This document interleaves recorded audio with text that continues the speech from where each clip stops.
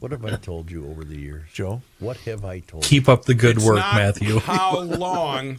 It's how much you have for dinner.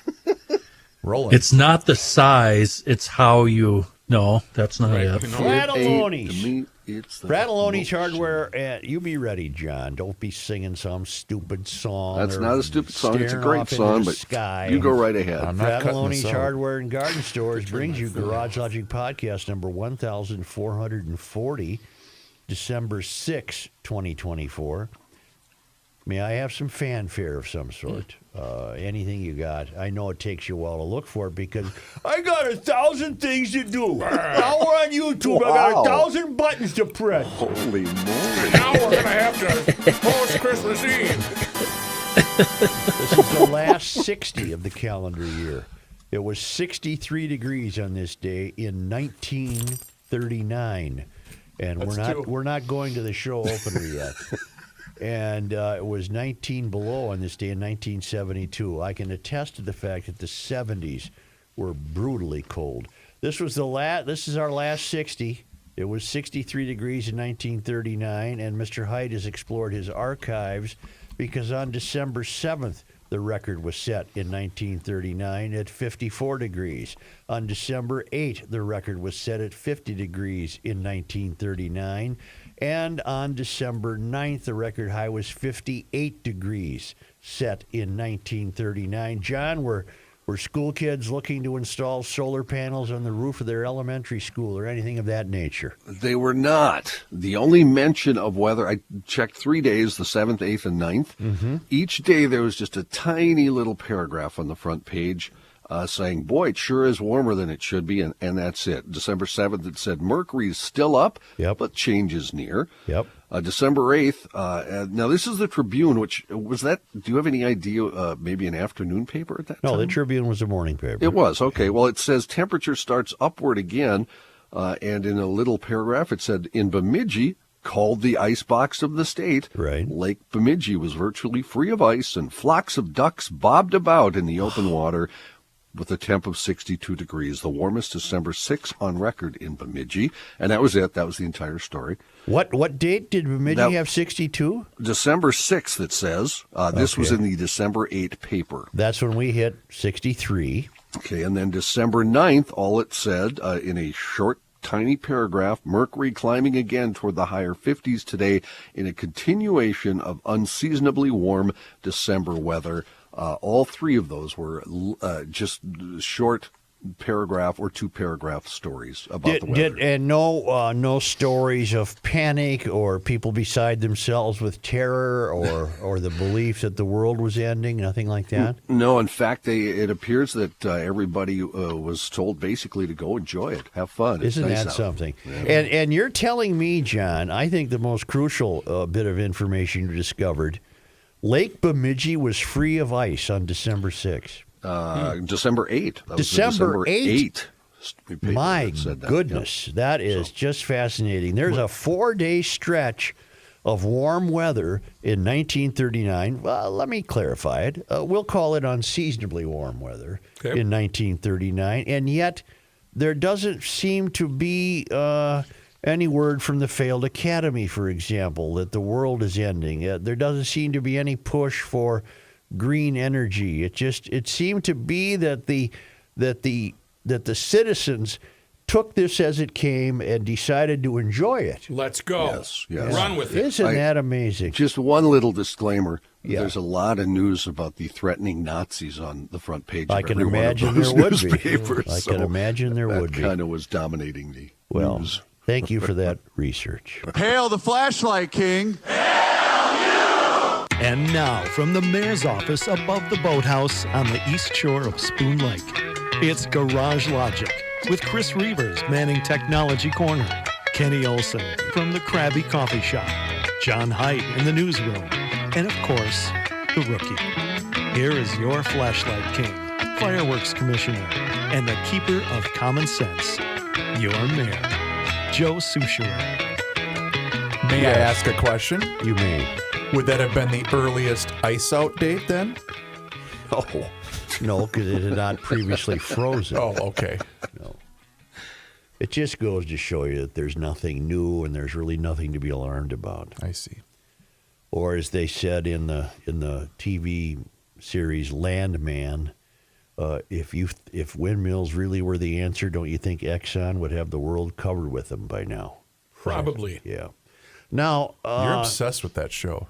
well, the writing is crisp insofar as it comes to the lines that Billy Bob Thornton has. Because Joe They're emailed, wonderful lines. Emailer Joe emailed us a script Yeah. for us to reenact it. Yeah. Because it does sound just like you. The other characters are cliched characters. I suppose, in fact, he might be too, just a Texas roughhouser. But his lines are wonderful. His one-liners, Joe, when he knows he's doing something stupid, Right. when he mumbles as he walks away, Right. says, what in the bleep am I doing this for? He's in some great scenes I can with relate. great lines. Stole that from Kenny. He's calling somebody from outside the hospital where his son is. His son got injured in a rig accident, and he's on the phone 100 times a day, no. keeping stuff putting together. And a security cop from the hospital says, "Hey, no cell phones here." And he says, "Yeah, okay, I'll set it down on my credenza." You know, he's walking around outside, and he just gives this cop a mercilessly hard time. To the point where the cop's about ready to draw his gun, and Billy, what's his name? Billy Bob Billy Thornton. Bob Thornton says, "My ride's here," and was the sheriff pulling up to pick him up so they can go out to the, and then the sheriff, when they're driving, says, "You better buy him a beer," and Billy Bob says, "You guys will love this." He says, "Noted." No way! All right, now I got to check this. What's it on again? It's on Paramount. Paramount. Okay, I'm going to have to watch it. Have we? What has become of us as a people? Someone shot the CEO of United Healthcare in cold-blooded murder. And I was talking to a fellow yesterday about what has become of us. Are we reaching the point where we're going to see more of this? We're already seeing the splintering apart of the decline of moral and ethical integrity. Are we going to, if a mom of 5, God forbid, dies of cancer, that directly can be attributed to the processed food she bought at a local? I'm not even going to name the grocery chain because I'm too freaked out. That she purchased because she only shopped at one brand store her whole life in the Twin Cities. Are we now going to go find the CEO of that store and bump him off? Yes, and I can tell you why. Because the social media reaction to this guy getting killed will justify those actions in the future. I have never seen somebody's death celebrated like this in my lifetime. I realize it happened during World War II and maybe even with Imelda Marcos and a few other despots. But I can't recall any time from the 70s on where, other than those I mentioned, where, Joe, have you read the commentary on social? Yeah, I'm very aware of it. And It's so vile. And I've often said to people, if you're looking for something to be frightened of, the climate's the last place you should look. Yeah. The first place you should look is at your fellow citizens. If you want to be afraid of something, be afraid of the complete disintegration of law and order, of rules, of ethics, of morality. That's what you should be afraid of. And we should Because it's make happening everywhere on every street corner in America. And we, or I, or maybe all of us should make it clear, I hate insurance companies, and I hate the way my health insurance is conducted in my auto and home, and I just hate insurance. So, but to celebrate a death like that, wow. And to add to that, Ken, this, I think, surfaced this morning, at least that's when I saw it on MSN News, just over a year before United Healthcare CEO Brian Thompson was murdered this week in Midtown Manhattan. A lawsuit filed against the insurance giant he helmed revealed just how draconian its claims-denying process had become. Last November, the estates of 2 former UHC patients filed suit in Minnesota alleging that their insurer used an AI algorithm to deny and override claims to Yeah. elderly patients that had been approved by their doctors. Are you aware of earlier this summer? I don't remember it. If I saw it, I don't remember it. There was a pretty significant protest at United Healthcare that Yeah. that I do. presumably made the local news. It I did. do remember that. And people holding signs, and they were livid. And I don't. I have no problem with insurance. I don't like paying it any more than anybody else does, but I've never given it more than 10 minutes thought a year. I'm just. Well, I give it thought every month because I'm still paying off my hospital visit from last January, Yeah, and I'm fully insured, and I still had to pay. I think it was $5,000. Well, I was lucky enough this year. I have not been in a hospital. Well, there's still time. No, I understand. I don't like you casting about that kind of voodoo. sorry. That freaks me out. That's a karma issue, That's Chris. a Stop karma that. issue, Chris, and you're challenging the health gods. I shouldn't do that. No, I mean, where does it go? Okay, your wife dies because the gas tank on her Ford Explorer exploded. Are you going after the head of Ford? Nope. Are you going after the head of the grocery store chain? I mean, we can. Where are we going down this road, and where does it end? It can only end with the return of moral and ethical clarity, and I do not see that happening. No. I just don't see it. Perhaps this civilization is nearing the end of its usefulness. Yeah. John has an interesting theory. Yes. Yeah. Oh yeah. Oh, yeah, I happen to agree with John's theory. I just think we've met moral and ethical clarity, and maybe it's been this way forever, but I think since I was a teenager, which is 50 years ago, it's already been going downhill, but social media just now let us know. I think we have a window open to it. Can you Good way to guys put it, give an yes. example of that? This is a really curious direction for this conversation. Well, because I think I disagree with you unless you can prove it. I actually do too, John, but go ahead. People in Hyde-Ashbury rejecting authority. Yes, but we didn't have armed teens running out of Nordstrom's in broad daylight, Okay. ransacking. Oh, you're right. No, you know what? Manson. Okay, there's an Manson. example. Manson is an example in your favor. You're right. We had numerous serial killers throughout the Whitman 1970s. and, numerous. yeah. I mean, more than dozens. We had hundreds of serial killers. The active in difference, 70s. guys, is the Manson family wasn't congratulated and thanked, and people weren't justifying any of those serial killers' Mary actions. Moriarty wasn't letting them out of jail. To which I will respond, John, if you'll excuse me, Sure, on go John's ahead. behalf. They weren't cheered on because there was no means for them to. Boom, and that's why I just raised my hand. If there Okay. had been social media then, I guarantee you he would have been called a hero by some people on social Yeah, I media. think he did get a lot of groupies. Charlie did, did. in prison. He Yeah, did. well. Part of that was due to him hanging around with Dennis Wilson. I say, wasn't he a Beach Boy? Yeah, well, he wanted to be one. That's it. He thought he was a recording artist, and he clearly wasn't. Do you? Well, how about this statement? Since Trump's election, do you find that things have been unusually calm? Well, with the exception of this United Healthcare, I'm not talking about that. I'm just politically calm and quiet, and there's been some objections to Trump's cabinet. It has me worried, Joe. Okay, let me continue. I haven't gotten to the sentence where I want you to agree or disagree. I guess this is it. I keep feeling like something's going to happen. And that is why Trump got elected.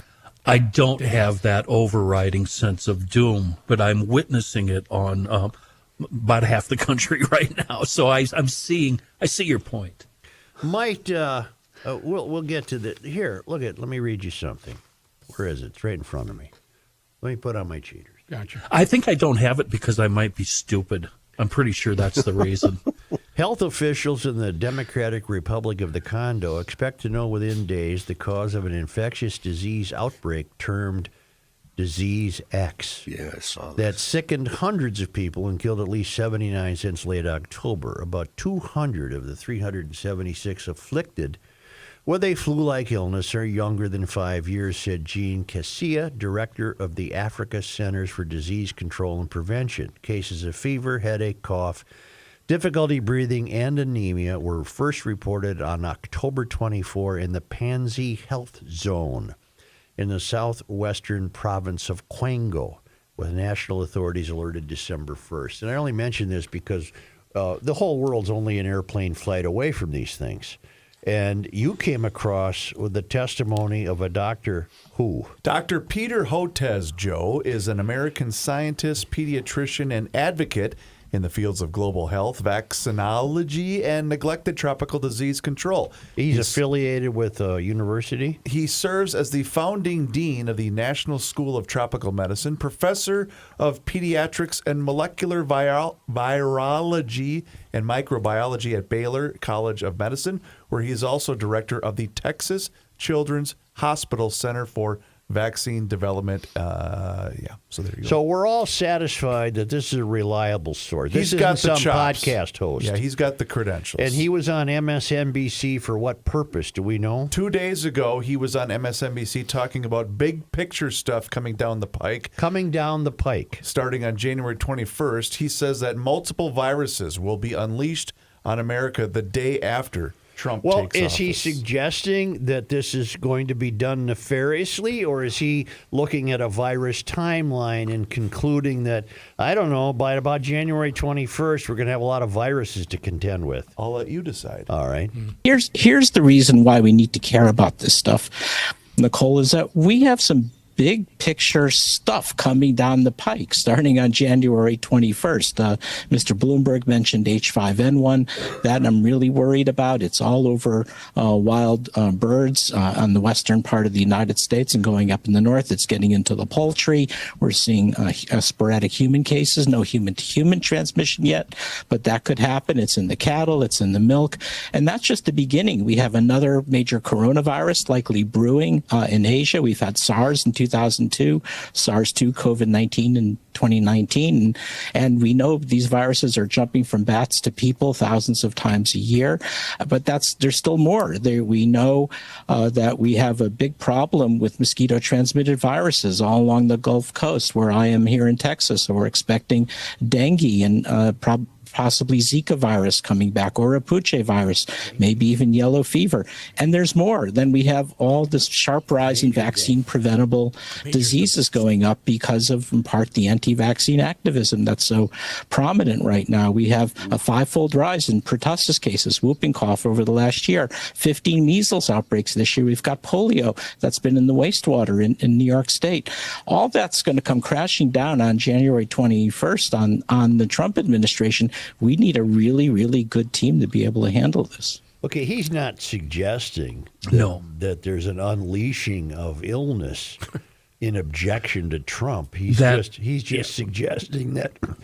Excuse me, I have pertussis. Mark that down, Chris. He's just suggesting that the next administration will have to contend with this. I believe that because I saw the what do you call it, the header associated with this clip on the bottom line. Call it a headline. I think this was in response to what is RFK going to do as his. I don't think RFK is any more capable than me of doing anything about it. May I? Yes. Joe, your assumption was correct. He was also interviewed by the Houston Chronicle, and he was talking about how all of these things are amping up, and the Trump team probably isn't ready to handle it on January 21st because President Trump has been making these ideological choices. Thank you, choices as opposed to experience. Yeah. Would a Harris administration be any more equipped? I don't see how it could, but that's a question. That's a worthy question. My opinion is no, but like I said earlier, I'm stupid. The country. Go ahead, John. Yeah, I think your guys' not analogy, the way you broke that down was correct, because I was just reading about him. He was a leading supporter of mask mandates and supporter of lockdown, so he obviously believes in prevention. And I think he's saying the Trump administration has to ramp things up if they're going to deal with the upcoming diseases that may be out there. Well, it stands to reason to me that MSNBC would be weighted towards having a guest who was critical of Trump. That seems to be their agenda. and saying things like, come January 21st, the country's going to be, socked in, and Well, I think what we learned something terribly crucial from the pandemic of 2019, 2020, and 2021. The country never previously behaved in that manner. And I'm afraid the country is perfectly willing to behave like that again. I think that, I'm still seeing masks all over the place. There's still people more than willing to mask up. The solo driver in the car always gets me. More than willing to follow the instructions from the government. So I wouldn't be surprised. Even the Trump administration could fall to pressure to issue mandates and mask warnings and what have you. But if I may interject something here Yes. About the mask thing, yes, because this COVID has been going through my house recently. yes, Businesses don't allow people to take time off like they used to when the COVID thing was here. So if you have COVID for 2 days, you're still contagious for quite a bit of time, and you have to go back to work, then you should wear a mask. yes. And you may be seeing people that are doing that, or maybe even shopping with a mask on for that reason. And then we're going to get into the arguments on whether or not the mask works. is effective. I don't know if I'm willing to accept the idea that another virus, devastating as it might be, is inevitable. I don't know if I want to live like that. That would be in direct... in direct contradiction of this fellow. He says we should expect SARS-3 to come in the next few years. Mm-hmm. I hope we get to this story today. It's from the Center of the American Experiment. It's by Bill Glahn, the Minnesota State Budget Catastrophe Behind the Numbers. That's the kind of information you can get daily from the Center of the American Experiment. And they are the purveyor, of course, of the Turkey Awards. But great information on a daily basis. They also conduct great seminars. They bring in great speakers. They have a great website. It's really worth your time to make a visit to their website, a daily occurrence, American Experiment, one word, americanexperiment.org. But they have great reporters who do the homework. This is a Bill Glahn piece. Just the head of it, the headline is, today the state's Department of Management and Budget released its latest budget forecast. The news was not good. But before we dig deep into the horrific numbers, some background is in order. And that's what you get, and I'll have this later. That's what you get from the Center of the American Experiment. Center, American Experiment. Let me do it again. It's one word. AmericanExperiment.org.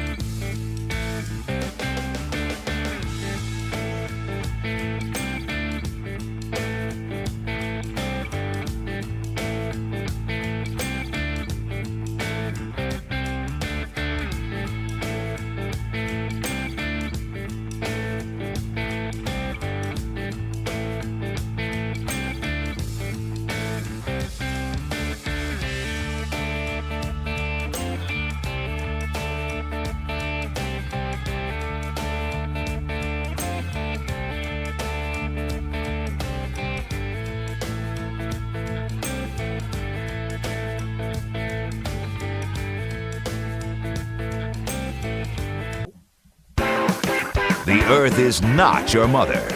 The Joe Soucheray Show. Another satisfied customer. Thanks for the email, Joe. This is from John. Hello, boys.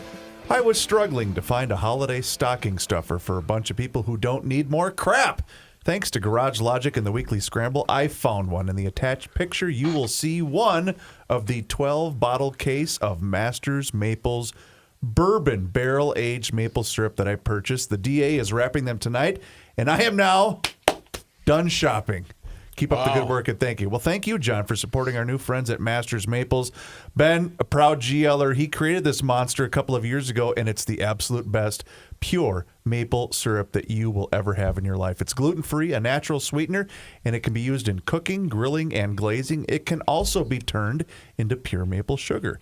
Masters Maples' full line of maple syrups brings a unique flavor to meals, but also many health benefits that commonly used refined sugars do not. Simply put, Masters Maples offers the best 100% pure maple syrup that Minnesota has to offer, and many other maple syrup products such as traditional maple syrup, bourbon barrel aged like we mentioned, maple sugar, sweet and savory seasonings. Where do you get rubs. it? Well, that's easy, Joe. You just go to mastersmaples.com. You can get it online. I'm glad All that right. you asked. You can order your bottle of Masters Is it Maples. in the stores? It is in some stores, and I'm sure it's on their website too. But just go to mastersmaples.com, and like John just did, you can give your family, friends, or coworkers the gift of Masters Maples by ordering one of 4 different holiday gift packs online, as Joe just said, at mastersmaples.com. Masters Maples, taste the difference. I think the time it's taken, and it will take more, to do anything about George Floyd intersection, 38th in Chicago, is a really, really great example of what's happened to politics the closer you get to the country's tallest buildings. With the election of young people, in the Minneapolis case, all social, not all, mostly socialist leaning, no training in the real world. They're a professional activist class. And the microcosm would suggest that they can't get anything done. Nothing has happened at 38th in Chicago.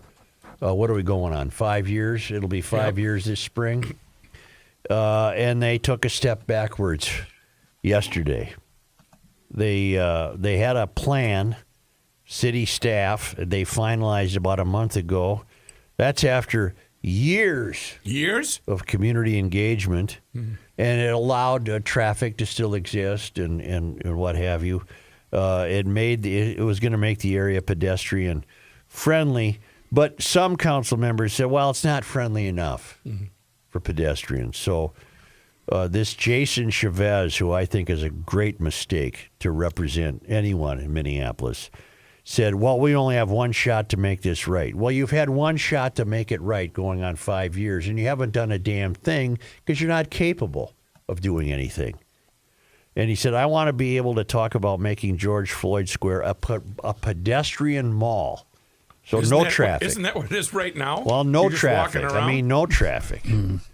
The plan rejected by the council was more versatile. It would allow traffic to move through the intersection at 38th in Chicago. But that's killed. Now they want to come back and study it for a longer period of time and come up with no traffic, pedestrian only, as if you have some boutiques over there that people are dying to walk to. Yeah. They don't exist. What's your problem? No, I was just thinking, did we discuss, is the Auto Center guy, is he even still open? I don't think so. So now we're going to have additional engagement with residents and business owners. What a joke. This is pathetic. You people can't accomplish anything because you don't know how to. You've never had to.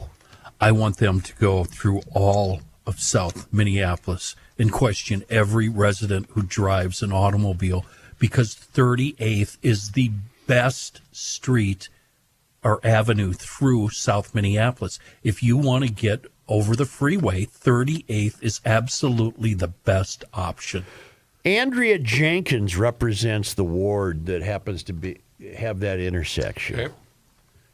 And he, she, I suspect she likes to be she, right? It's a she. That's correct. Yeah. She's throwing her hands up in the air. Yeah. She's saying, look, we've spent years reaching this point. You're now disregarding thousands of hours of community engagement, Jenkins said.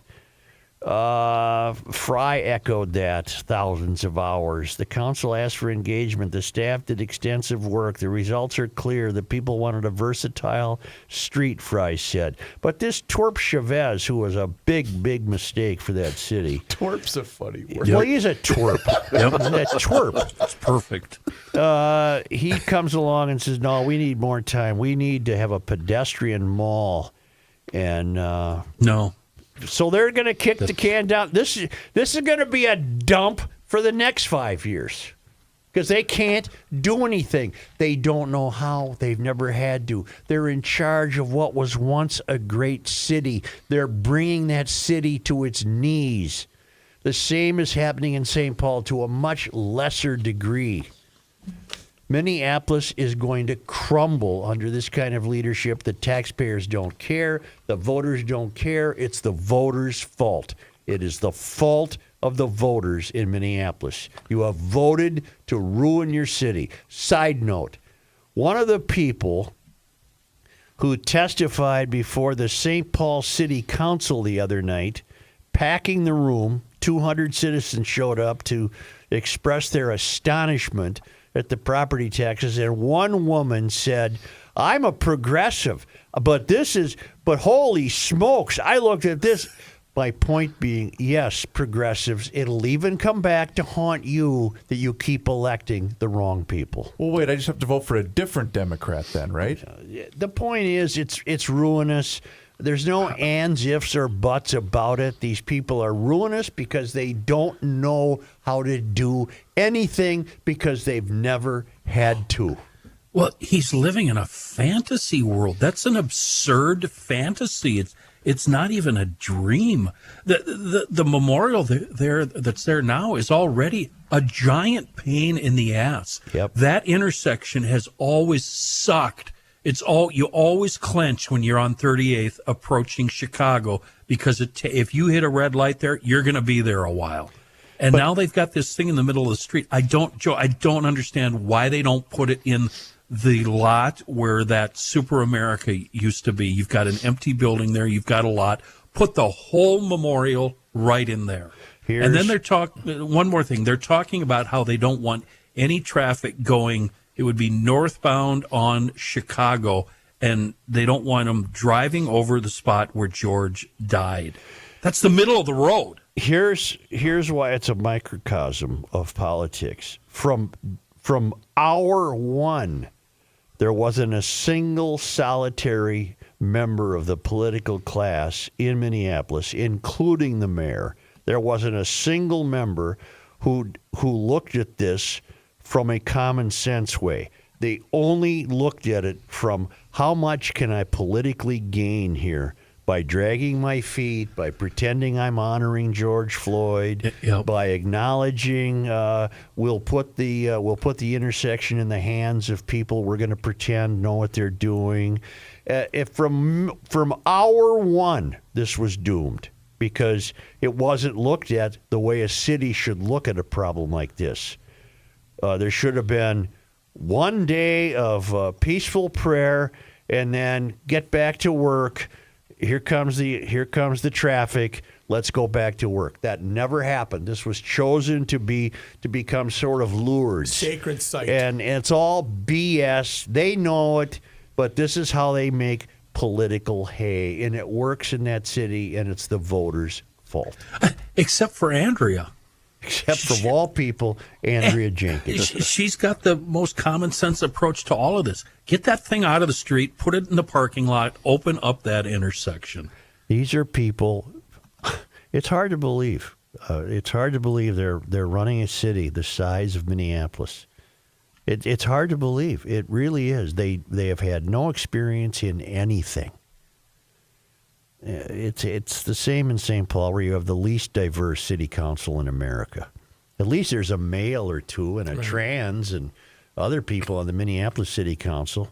St. Paul has 7 women, all about the same age, all in the same living conditions, all female. They have no diversity whatsoever. They're the same ideology. It's the voters' fault. The voters are not producing people to run for. The voters are not helping to support candidates who could upend this dreadful path we're on. It's a horrible situation. Both cities are suffering, and this is the perfect microcosm of what happened.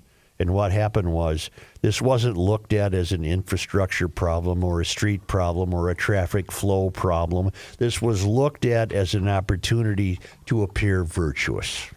100%. It's gotten you nowhere. It's gotten you nowhere. Yeah.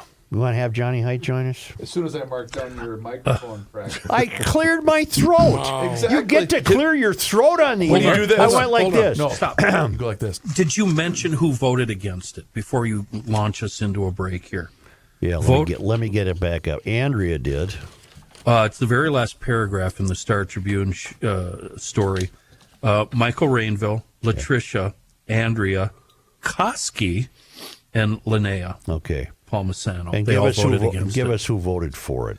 Voting for it, agreeing, was... Voting for it meaning to not do anything yet. Chavez, Wansley, Ellison, Osman, Cashman, and Chowdhury. Or Chowdhury. Democratic Socialists. They adhere to nothing that's recognizably American. And Elliot Payne and Aisha Shagati. Yeah. So good luck to you, Minneapolis. It's your fault. You voted for them. So there. Okay, now back to the scoreboard. Where are we at, Chris? Right now, Joe is in the lead. Look, this ain't Nam. There's rules. I wanted to go for the record. I wanted to go for the record. Do you guys know this? There's a on-off switch right next to where your mic stand I just is. use it to clear my me. throat. So what you do? Well, John, you're under a different set of circumstances. But you just Joe, watch. For Pete's sake, a little clearing of the throat shouldn't count against me. I mean, there's rules, Joe. There is rules. Where's the scoreboard stand? Okay, so right now, Joe, you're in the lead at 4. Rookie's right behind you with 3. John has 1. Ken and Reavers are still a fraction less. Well, we've always loved radio, Chris. We're broadcast professionals. We really love the are. media.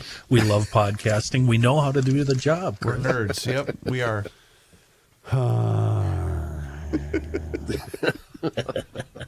I heard my garage door blowing in that wind Wednesday night. That means one hell. It either means that's one hell of a wind, or Precision Door needs to tighten some stuff up. I get a little mini snowdrift in my garage. Precision Garage Door. As it angles like this. Yes. Yeah. GLers have put this number into their contacts. Precision Door MN 612-263-6985. They take care of everything. They don't charge more for weekends. They serve western Wisconsin, the entire metro. They really stay on top of the alerts. They'll tell you when they're on their way, how long it's going to take. They usually have everything they need in their truck. And if you need a new door, Precision Door has you covered. They have models for every budget. The on-site door design consultation is free. They send out a garage door designer. You do not have to bring the garage to them. They'll come out. Well, I hope not. They'll come out. Right. You who once said they'll even come out to your place to fix a chimney. Yeah, well, this is garage doors. Right. 612. You don't have to bring your chimney over I know. 612-263-6985. If you choose the online world, that's Precision Door MN, one word, precisiondoormn.com.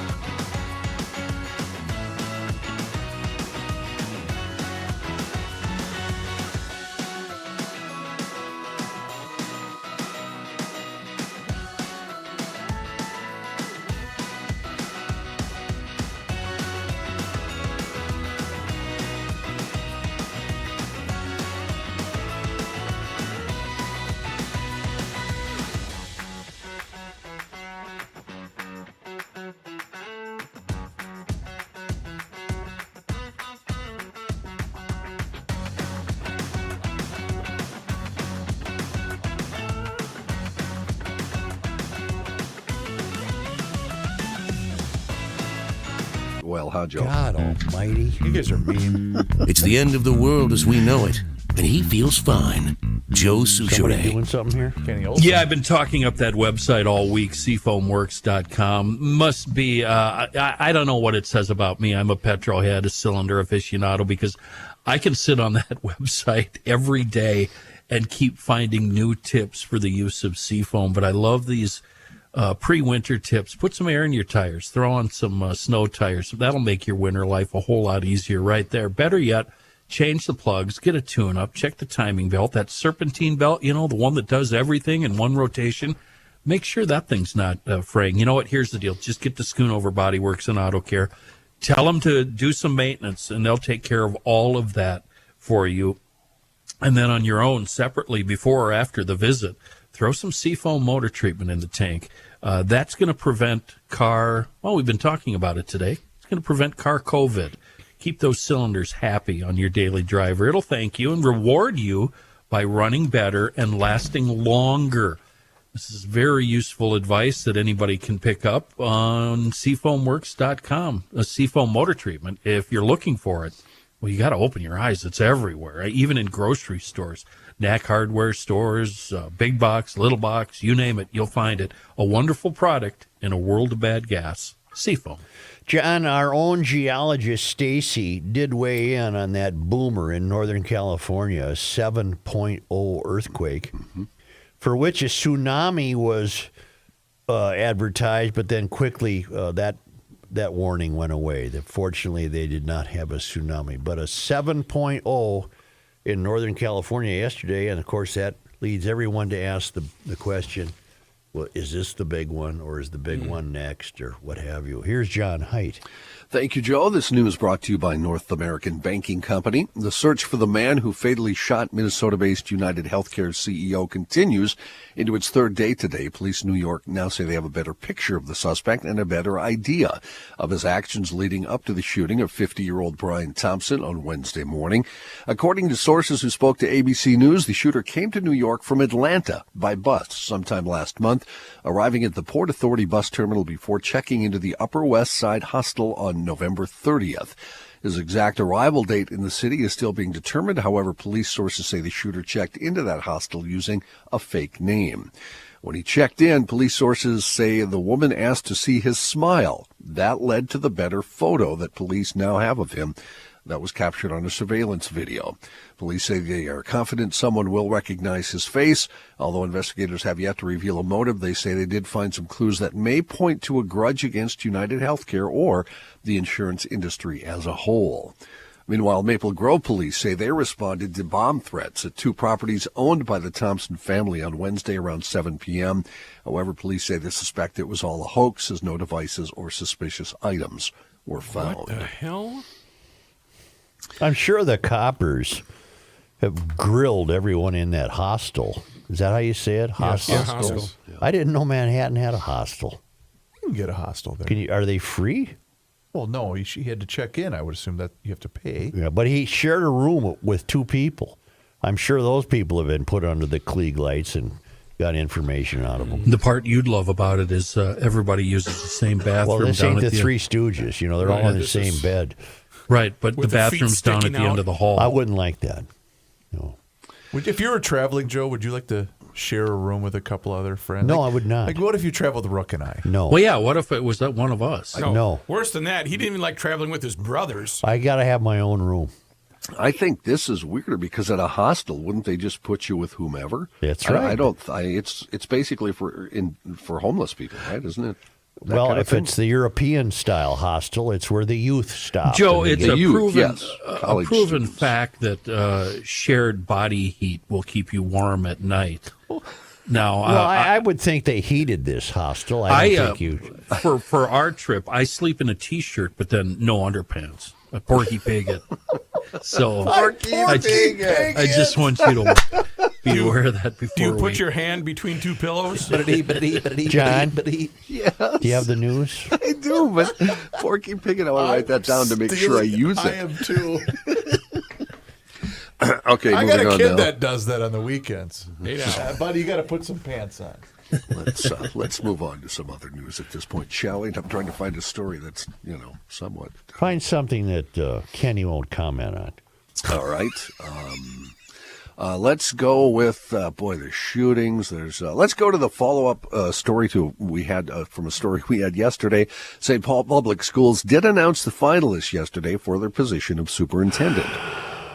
During a special meeting, the three finalists were revealed to be Dr. Brenda Casilius, Dr. Rhoda Maripuri Reed, and Dr. Stacy Stanley. Casilius is currently the CEO of Fresh Energy, and you probably recognize the name. That's because she has served as Minnesota's education commissioner and was in the leadership term in the Minneapolis district for a short while. Maripuri Reed has been superintendent of the Hopkins Public Schools since 2017. They all get this. They're just... And Stanley has been superintendent of Edina Public Schools since 2021. They're in the club. They're all the same person. Nothing's going to change. They're not innovative. They're not imaginative. They make children of color less than. They're all a failure. The failed academy will continue to fail pick any one of them. It doesn't make any difference. They're all in the super club. Thank you. Boom. The school Drop board. the mic. School board will interview the final candidates from December 16th through the 18th.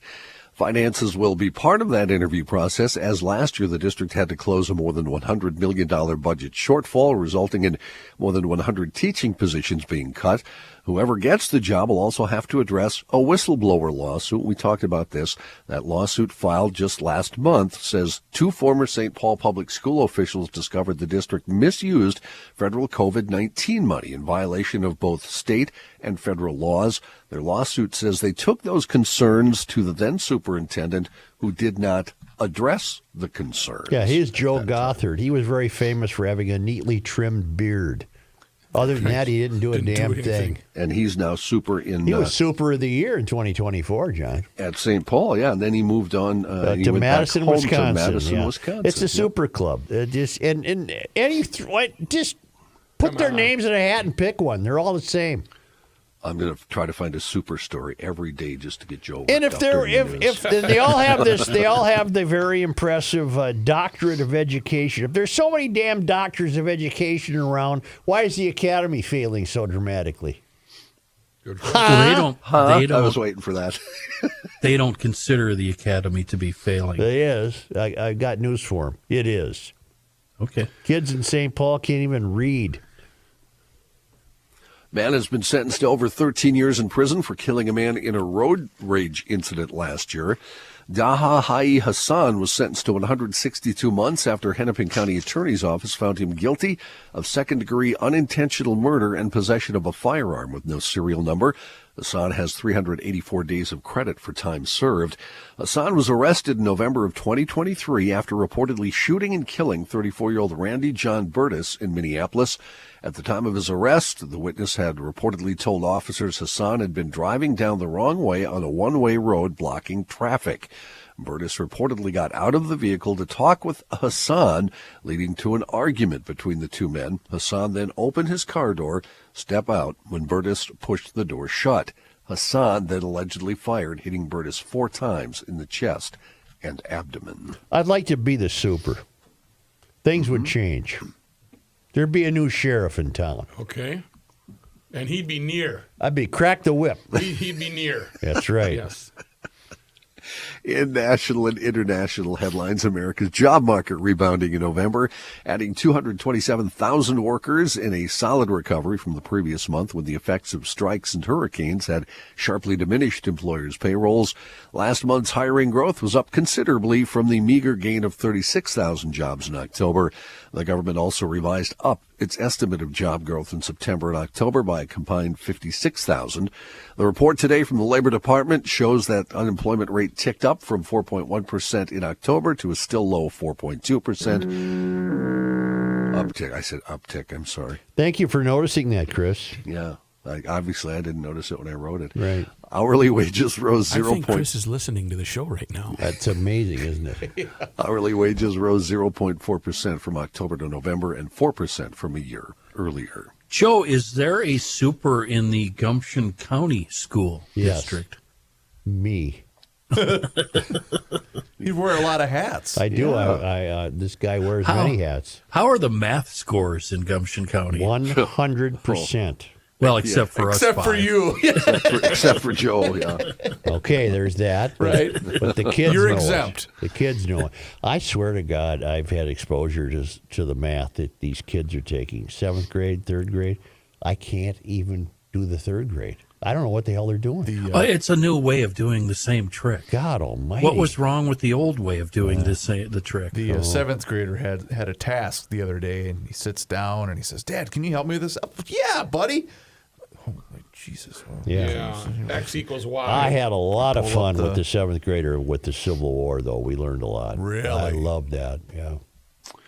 The House shut down Democrats' efforts yesterday to release the long-awaited ethics report into former Representative Matt Gaetz, pushing the fate of any resolution to that investigation of sexual misconduct allegations into further uncertainty. Party line votes, for the most part, came after Democrats pressed for the findings to be published after the Florida Republican left Congress and withdrew as President-elect Donald Trump's nominee for Attorney General. Republican Tom McClintock of California was the only Republican to support the effort. Most Republicans argued that any congressional probe into Gaetz ended when he resigned from the House. Speaker Mike Johnson also requested that the committee not publish the report, saying it would set a bad precedent. Ethics reports have previously been released after a member's resignation, but it's extremely rare to be released at that point. I try to teach the kid not to be so reliant on memorization.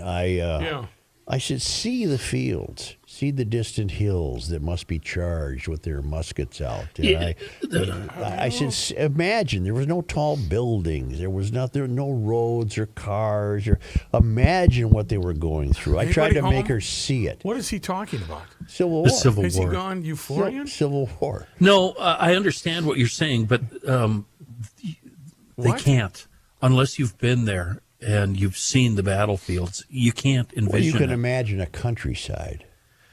You know what? If they'd look up from their phones during a car trip, they might be able to do that. That's true. I'm wondering, did you bring up, did you try to teach, was it a him or a her? Her.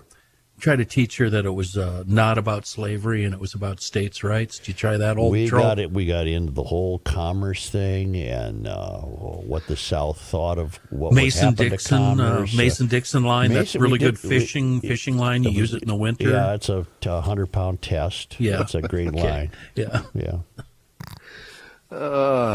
Don't fire on them until they look up from the phone and you see the whites in their eyes.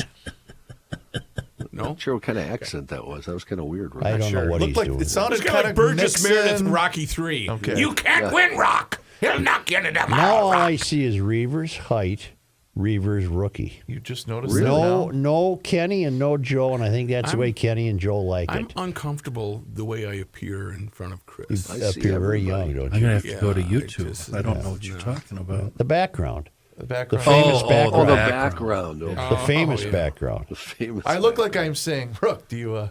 Yeah. You feeling No, not into it today. I'm going Daytron on you right now. I'm not feeling it today. Looks to me like you're eyeballing somebody at a discotheque. Yeah. Like, hey, baby. Hey, baby. I'm over here. I'm not going to get married for another 10 years. Still young and virile. I don't know if I had my sights set on a producer at the podcast. Right. What? Huh? Are you, John, or what are you doing? Well, I was going to read a story. But let's go. Let's go. Quit you delaying. just finished a sentence. I don't know. You got to quit delaying here. NASA's Artemis program, which I started to say right before your comment there that I didn't understand, but that's okay. NASA's Artemis program, which aims to return astronauts to the moon this decade, amid a renewed international push for lunar exploration, is now facing more delays. The agency said Thursday that a planned mission to land on the moon in 2026 will now take place no earlier than mid-2027. Additionally, a Pathfinder mission that was slated to fly astronauts around the moon in September 2025 will now take place no earlier than April 2026. That delay is linked in part to issues with the Orion crew capsule that will be home to the astronauts during both lunar missions. NASA previously disclosed the spacecraft's heat shield, which keeps Orion from burning up as the vehicle re-enters the atmosphere, became charred and eroded in an unexpected way during the unmanned Artemis 1 mission in 2022. The space agency has done extensive testing to understand the risk that the astronauts will have, according to NASA Administrator Bill Nelson. He said additional testing will be done. The vehicle uses what is called a skip reentry, acting like a rock skipping across the surface of a pond to slow its descent as it enters the atmosphere. I have a Royce-like question. I hope it's brief. Didn't we already go there? Yes. You know, it's like when you go on vacation with the fam. We already did Disney World. Let's go somewhere else. All right. That's a good point, Chris. You keep that to yourself. Okay. Got her.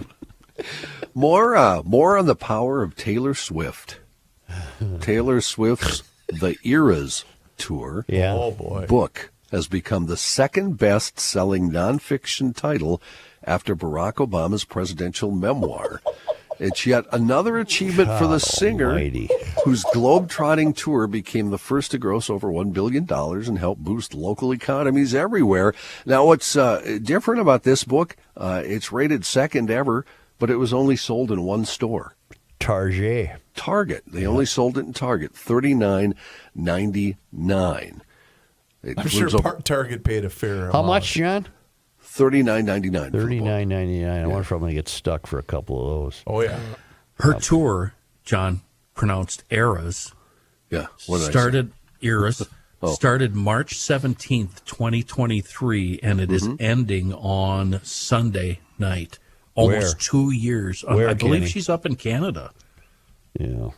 Well, she did boost the local economies, and she sure as hell gave a lot of people listen to that Kelsey podcast now, and it's only because of her. Is that right? Yeah. And from what I'm hearing, that's how she found him. He went to one of her shows, tried to meet her, didn't happen, talked about it on the podcast. She heard it, then they hooked up. Oh, that's wonderful. That's a love story, isn't it? I'm surprised you don't know that, Joe. I don't know that. I haven't heard the girls express that. So my question is, are they currently Afghaning? I don't know.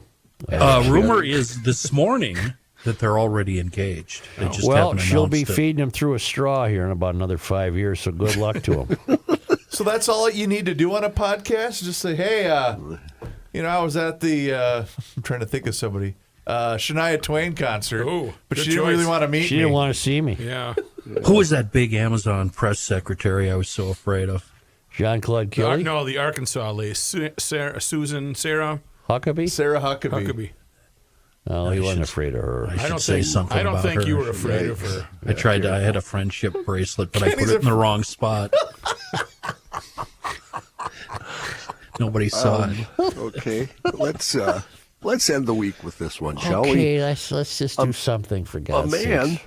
A man has taken the internet by storm. Yeah. Thanks to his bizarrely long thumbs that he can stretch to nearly double the size of the average person's. Wow. Really? That's something. The average thumb, 2.74 inches, making them the second shortest finger on the hand after.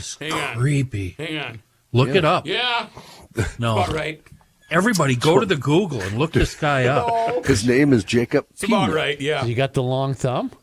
Bet he's got a lot of girlfriends, doesn't he? 25-year-old Jacob has thumbs that measure the same size. However, he can extend them. He can stretch them to nearly double the 2.74 inches. That's the length. game changer for him. That's the game changer for him. What a gift. No, you know what he is? Is he a failed superhero? No, he's a really good hitchhiker. Yeah. But you know what's going to happen when he hits his 70s? He's going to say, nothing left of my thumb but the skin it came in. Jacob, who grew up not understanding his thumbs were unusually large, came to appreciate What, did he these. grow up in Appalachia or something? Came to appreciate the significant extent to which he can stretch his body parts in his later years of high school. Oh, you said parts. This is not limited to the thumb? It's the two thumbs. Yeah, I it's see. the two thumbs. Parts. Hey, two of them. There's two of them. Right. How you doing? Come and meet Fonzie in the parking lot.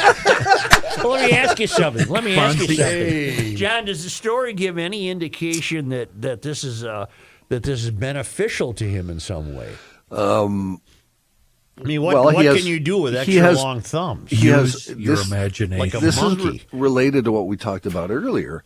20, 30, 40 years ago, maybe nobody would know, but now There he you has go, John. 2.8 million followers Just for on the TikTok. thumbs. On TikTok. God almighty. You know, I bet he's got a podcast. He probably does. Thumbkin, They just signed him here for I am. $125 million. The Thumb King. Because he's going to sit there and show you how he stretches his thumb. Well, funny you should say that because Jacob regularly posts videos of him extending his thumb, running it under the tap, and growing it, as well as comparisons to standard size thumbs. This is fantastic. What state is this? I don't have a state. I believe it's Great Britain, if I remember. No, I'm sorry. It's Massachusetts. Does this only work with one certain body part? Far as I know, Rook. Okay. He's only famous for the thumbs. Got it. All right, Can't let's go get any Patrick. further than that. We can, but I'm going to need Rookie and John's help here because I heard a good. discussion earlier about a personalized ice maker. Yeah. Yes. Oh, yeah. We got one. Sophia You have got one me- too? It's in the ice box. It makes ice. No, outside of the fridge. I don't have This is, one. this is mobile. Okay, Yeah, so can I connect this to my Hofferman water and Connecticut system? Certain. Well, How do you hook You it would, up? just, you would just No, you you just- would pour it right in there. You take that clear, crisp Clear water. Hofferman water, Yeah. Pour it in the ice machine. in the tank, and you would have perfect ice. What am I boom, boom. talking? $100, $200? What am I I think talking? was ours a gift. $89.99. Oh, I think, that's if I remember nothing. right. Make your own ice. I could make my own ice courtesy of Hofferman water and Connecticut. I'm going to have to find one of those this weekend. better. You better send me yours, Rook. Send me the Good for link. the garage too. Yes. Oh, sweet Moses. You don't have one of that Or fridge the in the garage basement? doesn't do the water Or the thing. basement? Or the basement where you hide all the stuff. That's what I think I might be doing. Thank you for the advice, Yes. fellas. That's why I keep you around. Hofferman Water and Connecticut is an independent water treatment dealer. They offer sales, service, and rental options for water treatment systems, including water softeners, iron, rust, and odor filtration systems, and, of course, as I mentioned, drinking water systems. You see, a new system from Connecticut can do so many things that other water softeners just simply cannot do. You know it's going to cut down on your salt usage, but it's also going to protect your appliances. And that's because bad water can affect almost every aspect of your home. So your first step is getting on the schedule and having them come out for that free water analysis so you can get that water score. And you do that by calling 612-895-2440, or you can visit their website, which is HoffermanWater.com. 612-895-2440 or HoffermanWater.com. Have them come out, and you will be happy with the amazing difference in the quality of your water. Hofferman Water has been proudly serving the state of Minnesota for over 50 years. Please do me a favor and mention that you heard about them here on the Garage Logic podcast.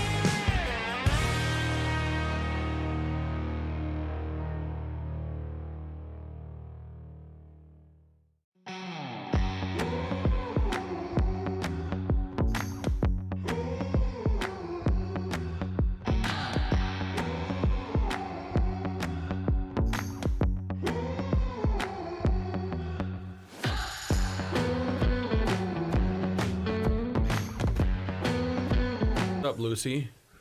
Oh, this sounds different. You're not gonna like them. I know.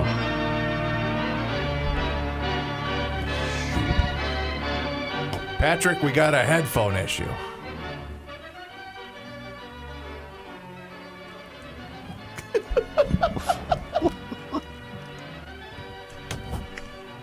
Look at guys, quick like What a is he quick like doing? he's got reflexes like a cat. He switched the headphones during the break and I'm then right here, switched Pat. back as we, yeah. Yes, Joe. Hang on. Hey, Royce, how you doing? Should I just sit there and keep my hand where it is, or what should I do? Yeah, keep holding what I'm holding? Or Yeah. what the hell? How'd you like Don't that let go. Detroit Green Bay game?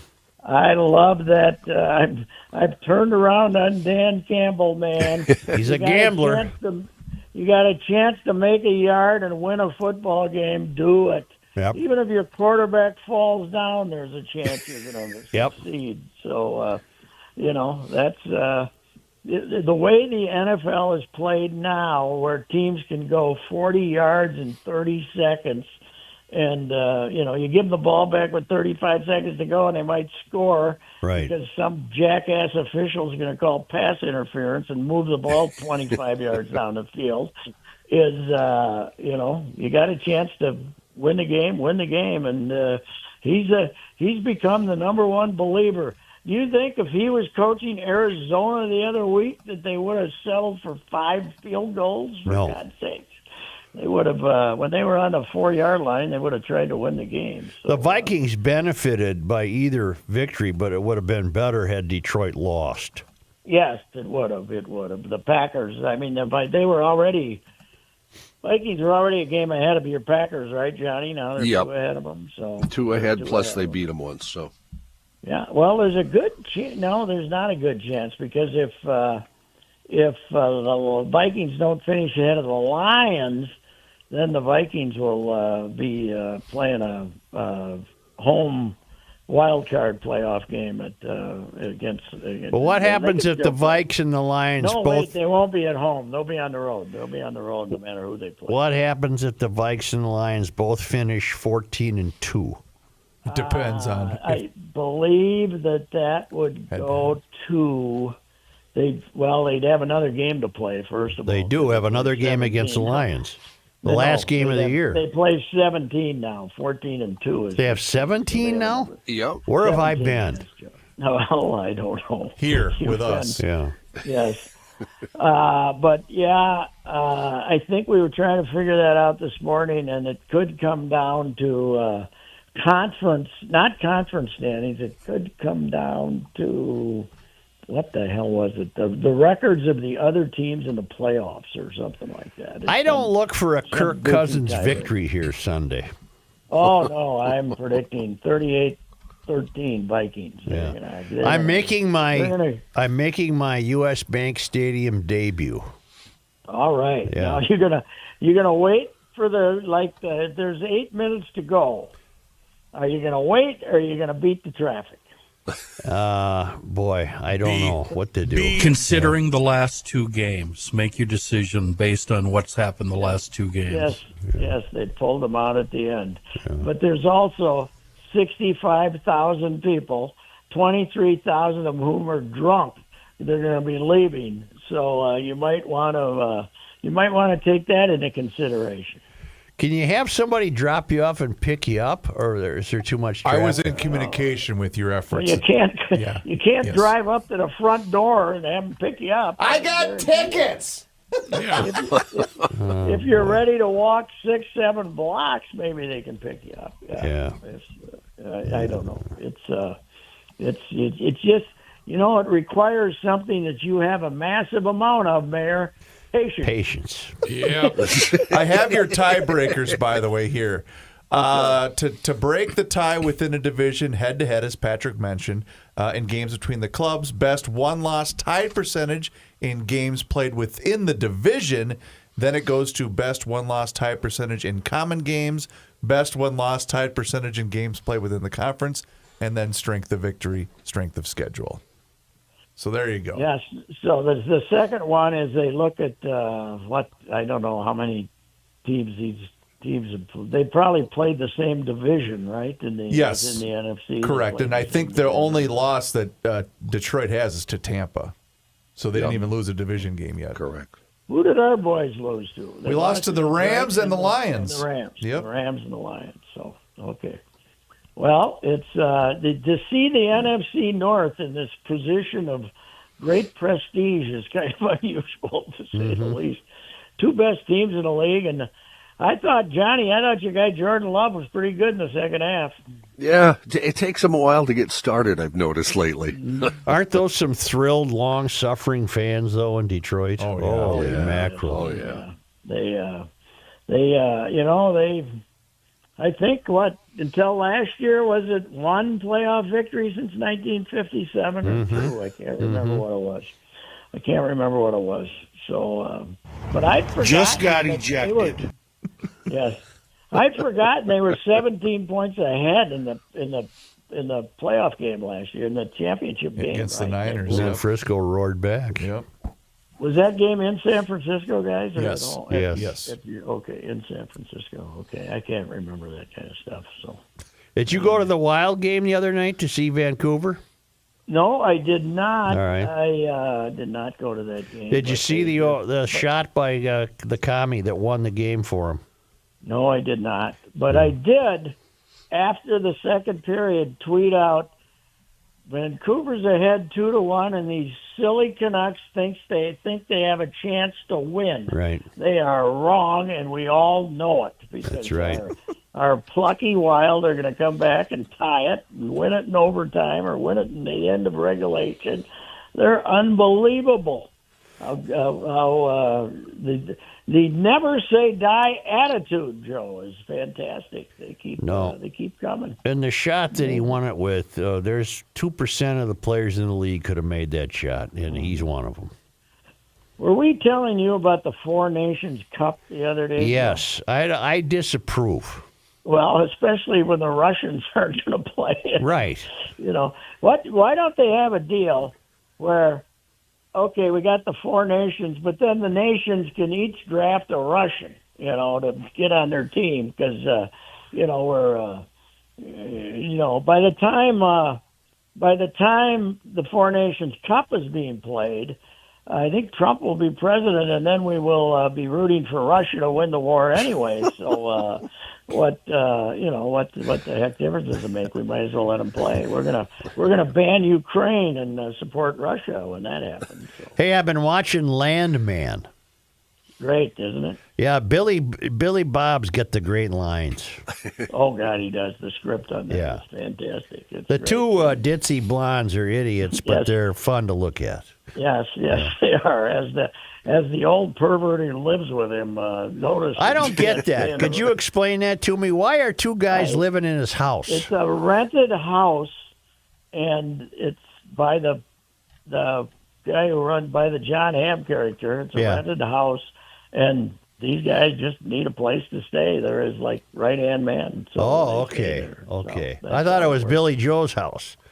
Or Billy Nope. Bob, or whatever the Billy hell his Bob. name is. They all Boy, rent. John Hamm and Demi Moore have short. Demi's on about 40 seconds a show, isn't she? Is she John Hamm's wife? John Hamm's wife, and he's on for one phone call a show, and then they got to have a bigger part later on in the series, I would think. But, Now, has there only been 4 episodes so far? yes, And then another set gets released coming up here? No, they only release them one at a time on Sundays. So No, but only 4 have been released so far. yes, Yes. Okay, then I'm up to date. yes, you are. It's pretty damn good. Yeah, I like it. It is funny that Billy Bob is doing a great job of expressing right-wing commentary, which is probably not his past and his hell, but he reads the script and he does it well, damn it. I don't think it's right-wing to point out the folly of a windmill. Yes, that's true. All right. Because, you enjoyed the windmill speech. I might just memorize it. I think you could probably steal that snippet and play it on the show. Reavers tells me we can't. Nope. We can't. You cannot even use a little snippet of dialogue. It's all over the Twitters, but we can't play it on the show. We have different rules in the podcast world, Patrick. Mm-hmm. Yeah, it's a lot of fun. Oh, well. Anyhow, I'm very proud of you taking on the crowd, going all the way over to Minneapolis, taking on the crowd. Do we have a parking spot yet? Does Reavers tell you where to park? No, here's the deal. We're using Reavers tickets. By the way, I owe you some money, yeah, don't you I? do, but that's all right. We'll and figure it out. A kid I used to have and two of his kids are coming. They're flying in Sunday morning.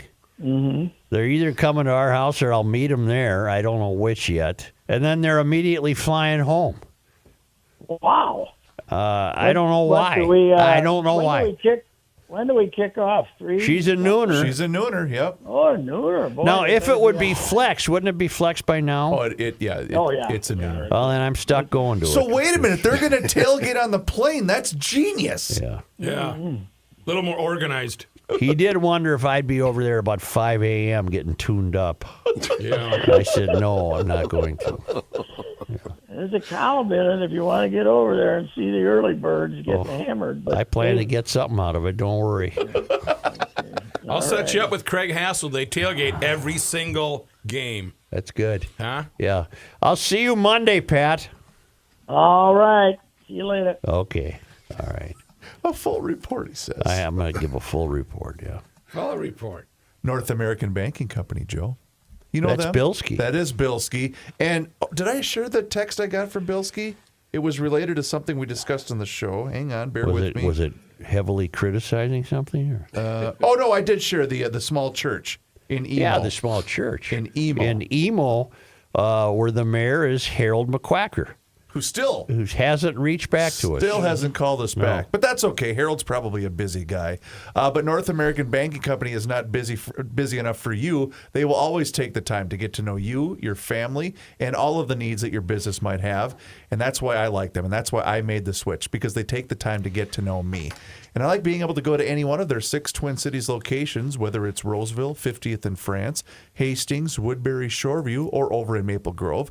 North American Banking Company offers all of the services as the other banks, whether you're looking to buy a home, finance a new home renovation project, or get that new car that you've been thinking about. My friends at North American Banking Company can help you out.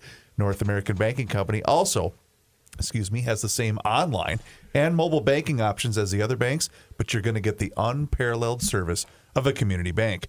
North American Banking Company is also locally owned and operated, and here's why that's important. That means loan decisions are made right here in the Twin Cities. They are not sent out of state.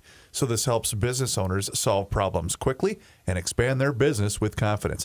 They deal with numbers every single day, but you, your family, and your business are never going to be one of them. So your first step is to check them out online, which is nabankco.com. That's nabankco.com to learn more. It's banking done differently.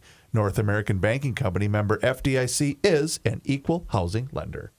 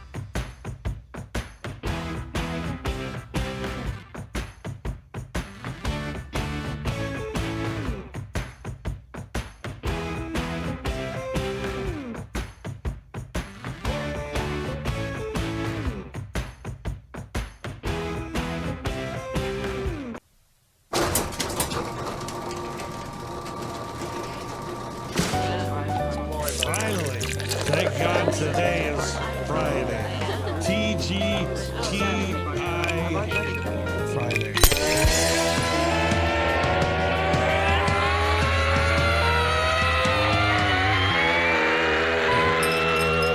It's the scramble. Look at that sharp hat from the Soul Man over there.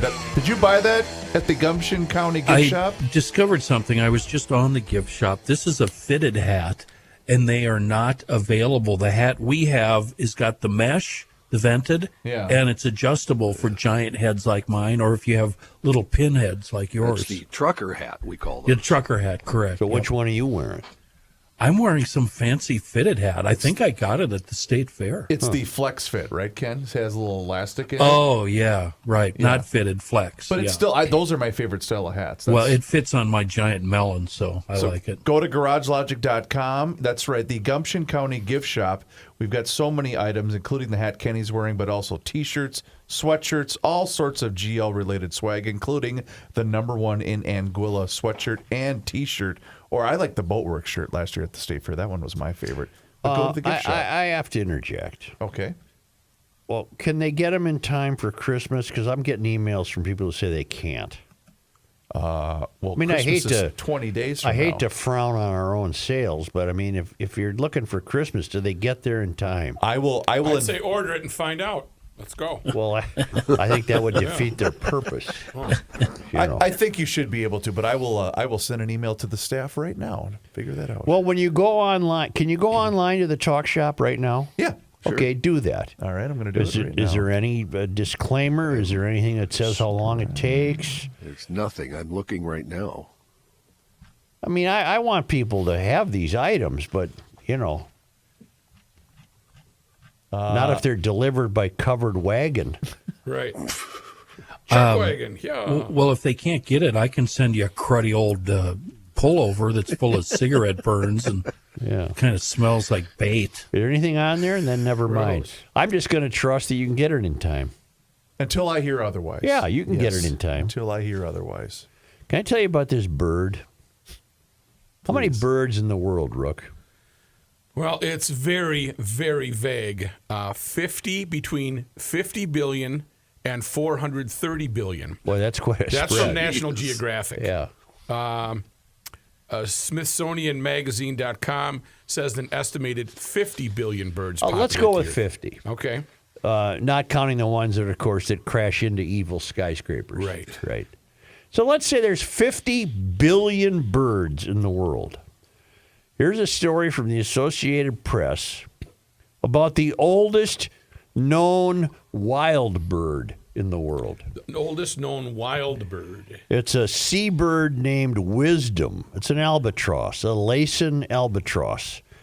Lives at in the Midway Atoll National Wildlife Refuge at the northwestern edge of the Hawaiian archipelago, and has laid what experts estimate to be her 60th egg. This is according to the Pacific region of the U.S. Fish and Wildlife Service. Well, one thing, she gets around, huh? That's undefeated, man. When you're 70, and this bird is 74. Wow. Oh, here's my question. How in the hell? How do you know there's not some bird in Japan that's 106? That's what I want to know. It's been smoking and drinking wine all its life. Right. How do they know this bird is 74 years old? They don't. She's a long-winged seabird. And she has a mate named Akia Kamai. Akia Kamai. They all want companionship. Definitely. And both of them returned to the atoll to lay and hatch eggs. They've been doing this since 2006. Laysan albatrosses mate for life and lay one egg per year, but Akia Kamai has not been seen for several years, which means Wisdom's getting it from somebody else, right? Because she's still laying the egg. Right. How you doing? Fondue parties. She'd been interacting with another male when she returned last week. Ooh. We are optimistic that the egg will hatch. Jonathan Pilsner, supervisory wildlife biologist at Midway Atoll National Wildlife Refuge, said. Every year, millions of seabirds return to the refuge to nest and raise their young. And now albatross parents, I don't know if you know this. I don't know this. Whatever I don't know. Well, they take turns incubating an egg for 7 months. It's damn near the length of a human, isn't it? 24 on, 24 off. Chicks fly out to sea about 5 to 6 months after hatching. They spend most of their lives flying around and feeding on squid and fish. Whatever they find, yeah. Or scrounging. Yeah. Wisdom, she was banded. She was banded as an adult. Sound like a third grader. In 1956 and has raised as many as 30 children. Interesting. The typical lifespan of an albatross, a Laysan albatross, is 68 years. Wow. So here's Wisdom. She's 6 years over that. She's 6 years older than their average lifespan, and they're claiming this is the oldest bird. You don't know that. How can you, with 50 billion birds? How are we to celebrate Wisdom as the oldest? I think there's more than 50 billion, too. I'm almost certain. I have a question about the timeline. You said incubate for 7 months. 7 months. And then watch over the newborn for 5 months. I didn't say that. Where do you get that part? Oh, they hatch they sit on them for 7 months. Yeah. They take turns incubating an egg for 7 months. Then the little chicks, after they're born, they fly out to sea about 5 to 6 months after hatching. So once they're hatched, they hang around the nest and mom and dad feed them for a while. That's my question. So that's 12 months, Joe. And right away, she turns around and drops another egg. And boom. Well, she gets no time off. Well, she gets very little time off, especially, let's look at it this way. 60 out of her 74 years, she's been in the family way. Definitely a Catholic. Yeah, it's a Catholic albatross. Right. It's an Irish albatross. I can see that. But don't tell me that she's the oldest. She's got to be.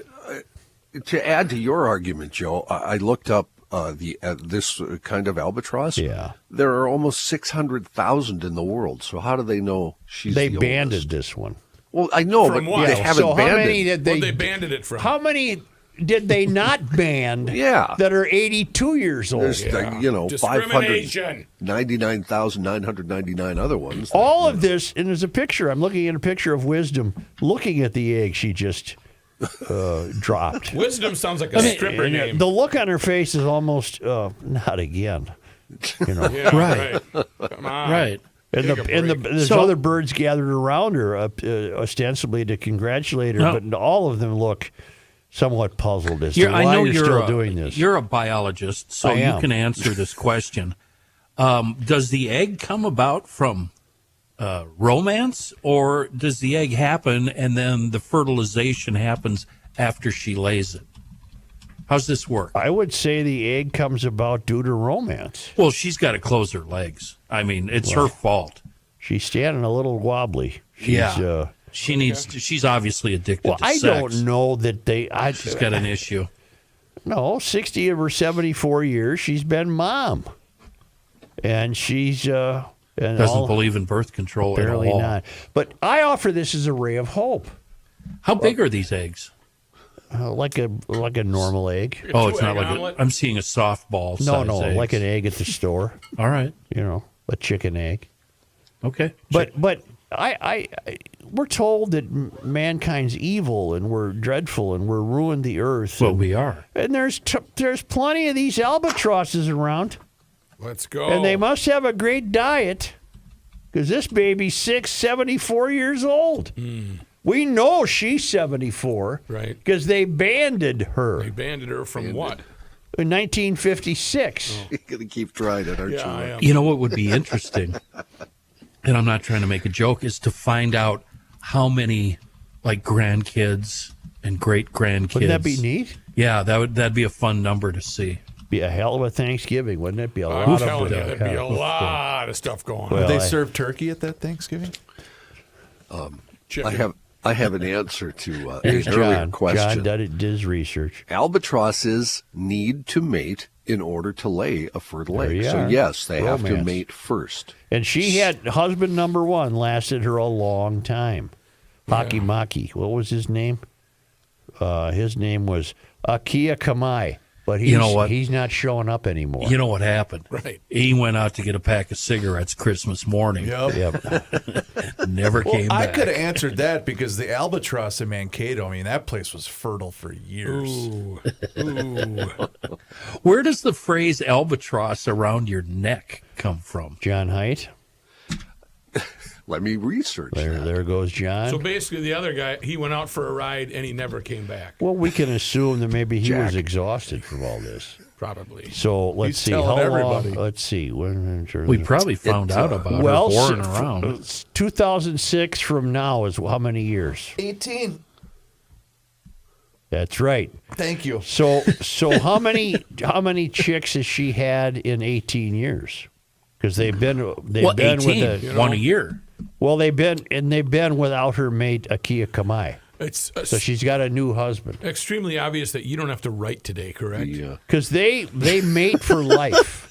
They mate for life. So Yeah. Akia Kamai must have bit the Gotcha. dust. The phrase albatross around the neck is a metaphor for a burden that's difficult to escape and originates from Samuel Taylor Coleridge's poem, The Rime of the Ancient Mariner. In that poem, the mariner shoots a friendly albatross, which is considered a sign of good luck, and is forced to wear the bird's carcass around his neck as punishment. The albatross symbolizes the mariner's sin, and he must seek absolution for it throughout the rest of the poem. The sin was him shooting it The good, yes. because an albatross meant good luck. Yes, a friendly albatross he shoots. Albatross. I'll be damned. Well, you learn more here by accident than Well, was elsewhere that a by stupid design. question? Asking how the egg is. I don't think it was stupid Fertile- at I all. don't You Aren't there got so your at all, answer. no. You Aren't there got two your ways answer. to fertilize? Some, like lizards and stuff. I don't know how that works. They got. I don't know how this works either. Lizards and stuff. I'm all hat, no cow. Welcome to Biology Talk. I got with news for Garage you. Logic. Again, Minnesota had a pathetic day on this day in history. Are you talking about December 6th? Yeah, pathetic. One thing That's it? from Just the one? traveling Lymans in Cleveland. It's not their fault. One thing Let's hear stood it. out on this day. What was that? On this day December 6th. in 1815, 1815, that's 209 years ago. abolitionist, feminist, and newspaper publisher Jane Grey Swissheim was born near Pittsburgh. She moved to Minnesota in 1857 and established the St. Cloud Visitor and later the St. Cloud Democrat. During the Civil War, she moved to Washington, D.C. and became a nurse. She died in 1884. Was she as old as an albatross? Well, what's 15 from 1884? She didn't live that long. No. Did she? 69 years old. Yeah. Oh. Hell, Wisdom the Bird's older than I'm that. just going to say. So you needed help with this day in history. Not just the math part. Well, because, Rook, did you know that on this day, On this day, December December 6th. 1984, 40 years ago, was the release of Beverly Hills Cop. You're kidding me. How did I not know that anniversary? How many years? 40. That can't be right. That's Yeah. that means my Caddyshack is 44 years old. How did you know? How did you know 1980. that? Oh, sure. Okay. Bushwood. We're old. Caddyshack, rated R. Were you working the theaters when that movie was? Not Caddyshack, but Beverly Hills Cop it was. I didn't start until Don't go in there, Axel. 82, 83. You got Victor Man right behind the wall. You better be ready. They call him Eddie or Axel? They call him Eddie. Yeah. Eddie. Don't Eddie. don't go there, Eddie. Eddie. Where Billy at? People were actually saying that to the screen. Thinking that Eddie there were people in the theater that were chatty and thought they were I helping him out. love that so much. That's so cool. Horror movies too. Yeah. Horror movies. What were they saying then? Right behind the door. Right behind the door. I kid you not. It's fact, and it was funnier than hell. And the drink of choice by the staff on ice was Special X back in the day? The ice machine might have been chilling Special Go X. ahead, John. That beat the vodka lemonade. I was just going to say, did it ever help the people on the screen, Rook, when the people were yelling from the audience? The only time they ever acknowledged it is when Eddie Murphy in Trading Places stops and looks at the camera after they say, William and Mortimer Duke say, you bacon, which you would find in a bacon, lettuce, and tomato sandwich. And then he just looks at the cameras to say, are these two guys for effing real? You're fired. Yeah. You weren't supposed to he bring was up let that. into it, though. Yeah. It was You're not allowed to bring up that movie. I didn't. Well, I guess I quoted the movie, but it was for educational purposes. That's All true. right. That's All true. right. Find us on YouTube. Garage Logic has a YouTube channel, and you should subscribe today, and you can join the thousands of GLers that have People found are us on- chatting too. It's quite a bit of stuff that people are chatting about during the show. On Very YouTube. chatty during the show. That's why we like to keep it fresh All every right, single everybody, day make it fresh on Fun Why don't Friday. you ask me what's fresh? You can also find us on social, I want it Facebook, fresh. Twitter, Is this Fresh Friday, Instagram. or is it Fun Friday? What do you think of that old bird? Why don't you ask me what an albatross is? I'll put it across your neck. You know? All right. Gov was whisked through oversized this morning. I did not see him. What do you mean oversized? The governor. He doesn't go through regular security. What's oversized? Oversized is where you would drop your golf bag, your hockey bag, or a large. Where's he going? I don't know. The Baja. I'm going to the Baja. Going off the grid, There's a pal. former governor's reunion down there. Arnie, T-Paw. T-Paw's bringing the hooch. I hope he buys from my, what is it, my brand.